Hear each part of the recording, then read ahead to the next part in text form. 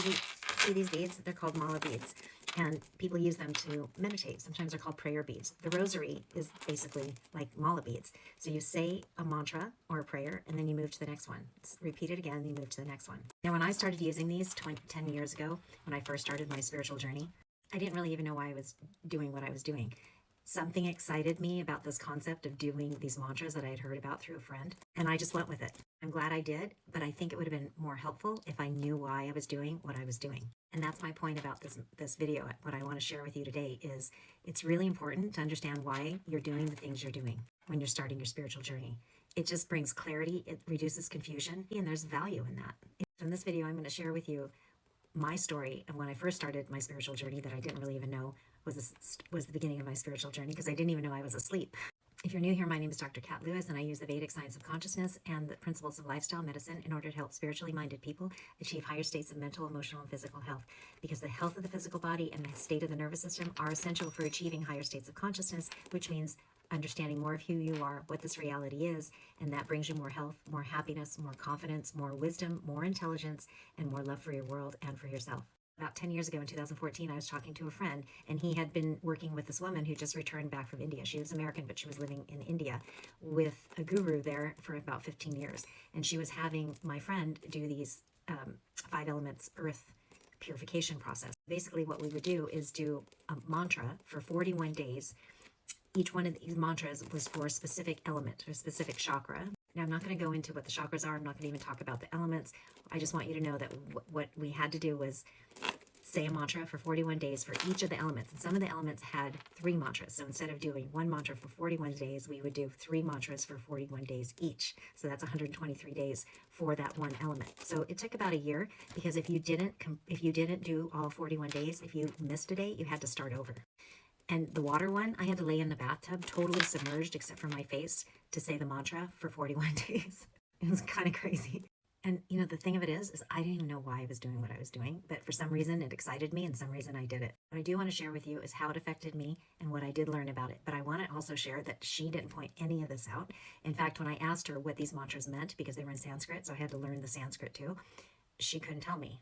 And all she said was, your soul knows. Well, I think she couldn't tell me because she didn't know, but she could have known because those words do have meaning.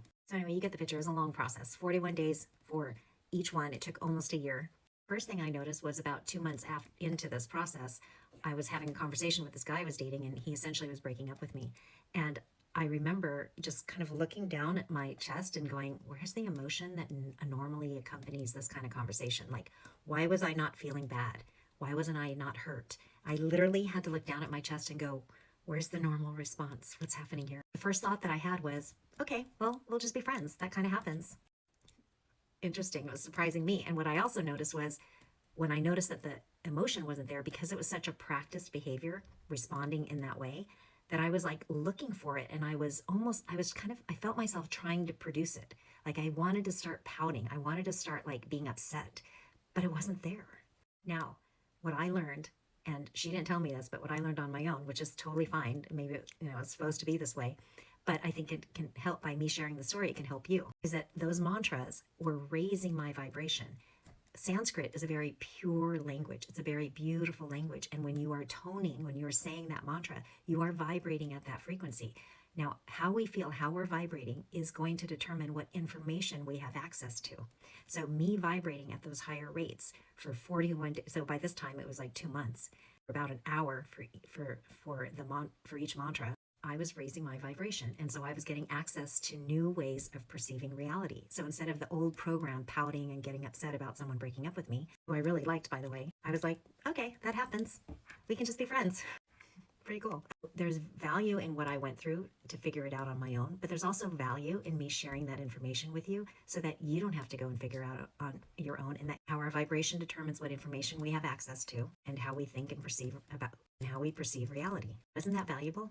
My point is, it's really important to have someone who can share this kind of information with you that helps you reduce confusion and bring clarity, because an authentic spiritual practice will bring you peace, will bring you clarity, and will reduce confusion. It'll bring you more confidence, and you'll start to have more love for the world, because you'll start to really understand why the world is the way it is.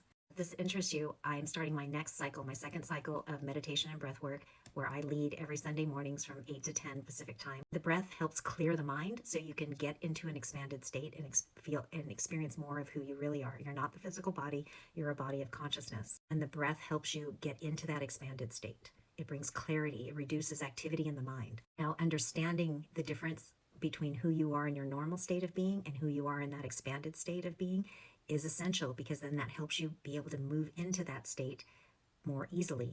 Bringing clarity to that process is really important. It's really valuable for your life. So if that's of interest to you, please give me a thumbs up. Please like, share so others can benefit. Type in more of what you need: clarity, balance, love, joy, whatever it is, type it into the comments. Check my bio for the link to the next session. We start November 17th. And bye for now.